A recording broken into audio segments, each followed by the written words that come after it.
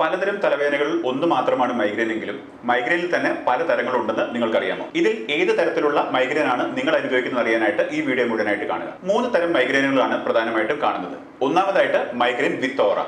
Migraine with light sensitivity അല്ലെങ്കിൽ കണ്ണിന് മുന്നിൽ വെളിച്ചത്തിലുള്ള ഒബ്ജക്ട്സ് കാണുകയോ ഗ്ലിറ്ററിംഗ് ആയിട്ടുള്ള പാർട്ടിക്കിൾസ് കാണുകയോ ചെയ്യുന്ന വ്യക്തികൾ. തലവേദനയ്ക്ക് മുന്നെയോ തലവേദന ഉള്ളപ്പോഴോ ഇത്തരത്തിൽ ഓറ പ്രത്യക്ഷപ്പെടുന്നതായിട്ട് കാണാറുണ്ട്. രണ്ടാമതായിട്ട് മൈഗ്രെയിൻ വിത്തൗട്ട് ഓറ.